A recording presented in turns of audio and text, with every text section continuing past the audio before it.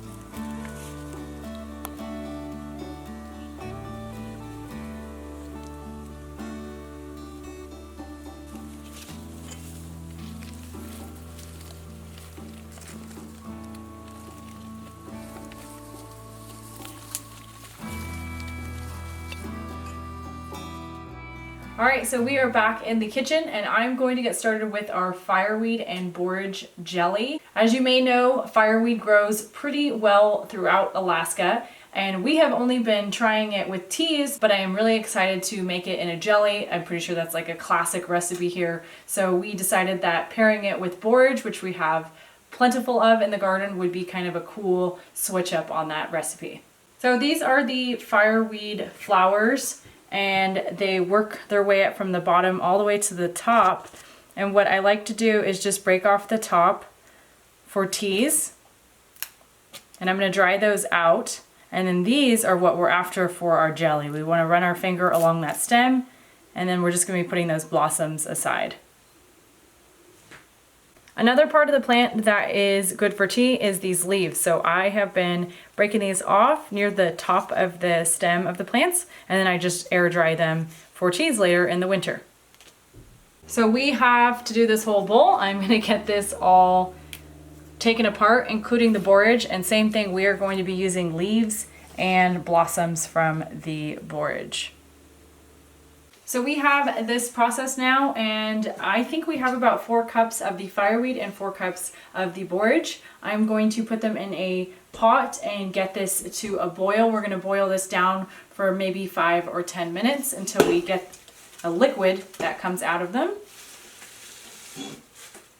And I already have 4 cups of water in there. I'm going to add another 4 cups of water.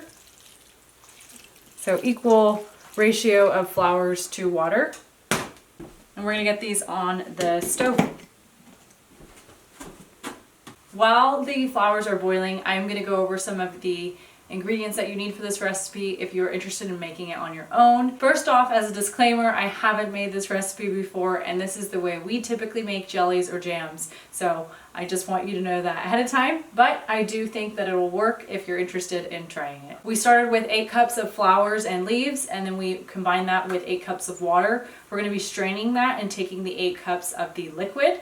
Then we will be adding 1 lemon's juice, 6 cups sugar, and 1 box of Sure-Gel premium fruit pectin, and I believe this is the less sugar one. It does call for 12 cups of sugar with the recipe we're doing. I never put the full amount, and we usually still get a pretty good set.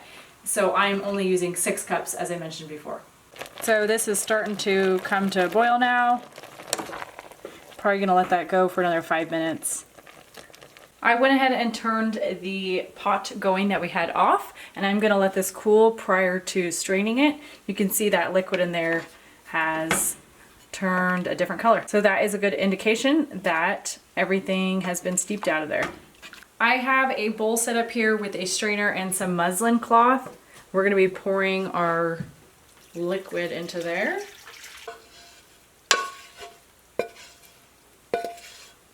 We just got finished straining this. We had to wait a little while till it cooled. Still a little bit hot.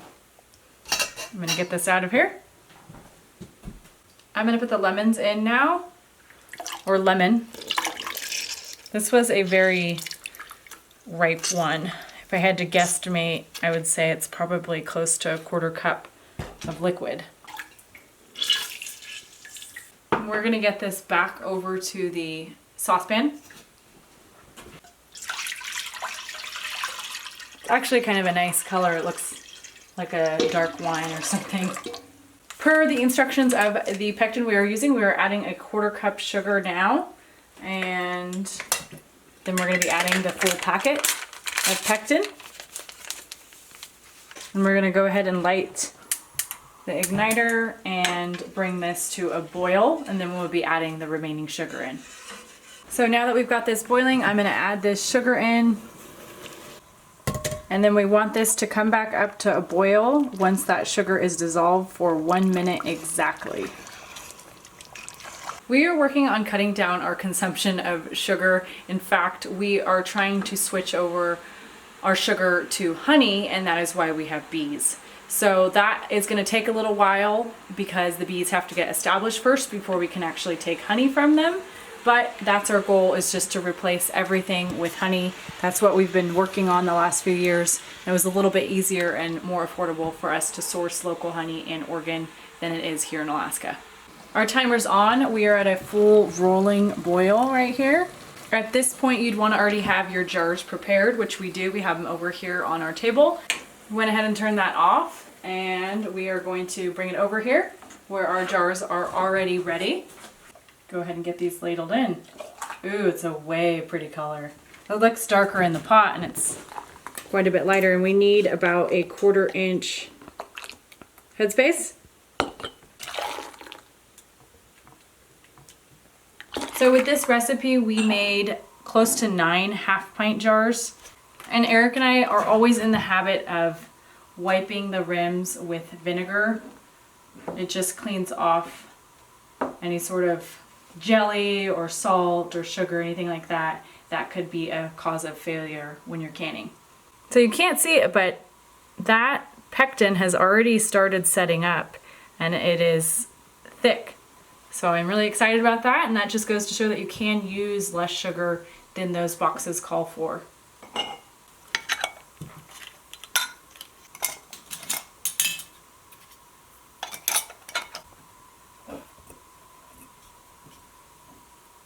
There we go. Those are ready for our water bather. And we want 1 inch of water covering these before we get them to a boil. So we're gonna let that water bath for 10 minutes.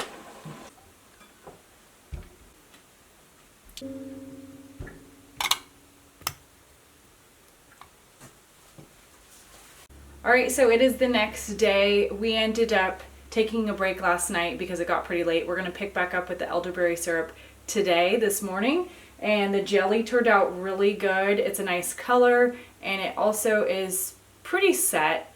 I think it may get a tiny bit thicker. Sometimes it takes a little while, but it's pretty thick, I think. And then we have a smaller batch, and we made some English muffins, so we're going to taste it and see how it turned out. And it's nice jelly texture.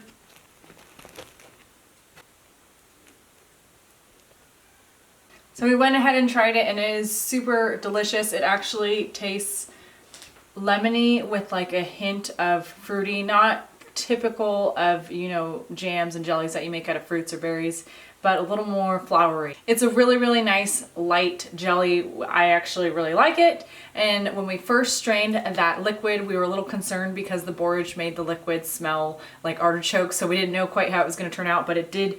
It turned out wonderful, and I'm very happy with it. And we have 8 jars, not including this little half jar that we're gonna go through. So I'm gonna get this cleaned up, and we will get started on our elderberry syrup.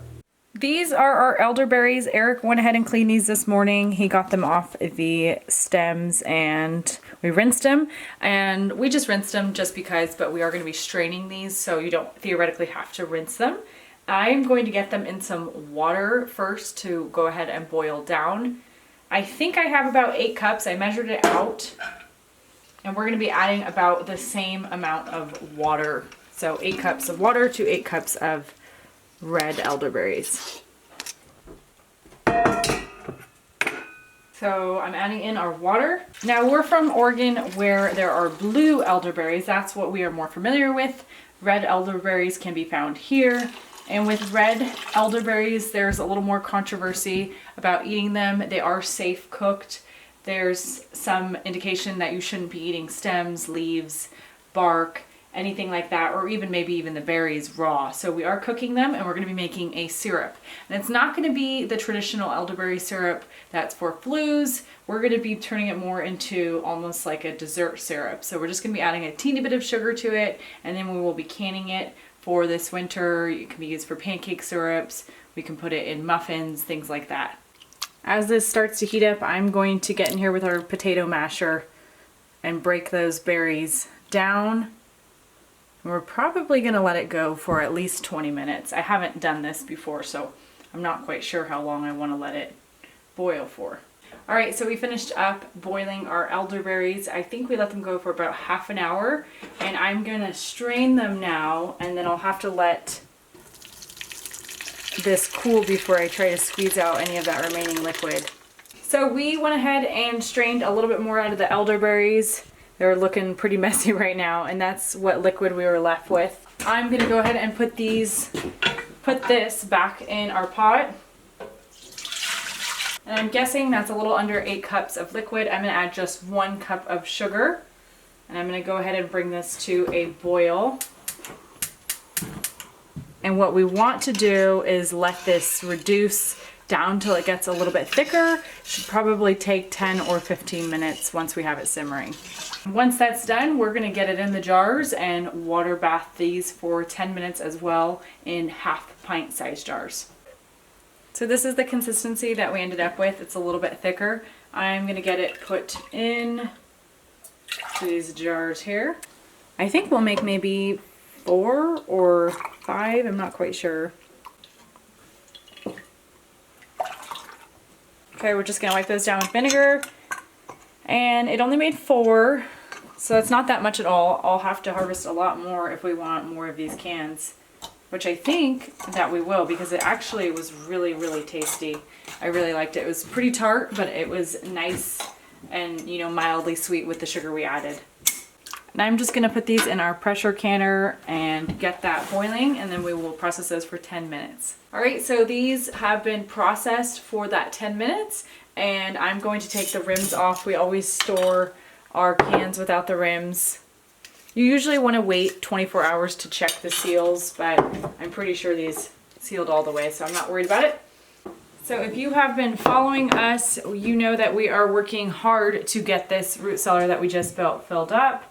I don't know if we'll actually get it filled up all the way this year, but that is the goal. So I'm going to get these over there. Eric made us this cool little tray, which is helpful for me to walk them over, and then he'll hand them down to me. We're going to be doing lots of videos on canning in the future. Feel free to leave a comment if there's something you specifically want to see that we're going to be using or making, and we will try to include that in one of our videos.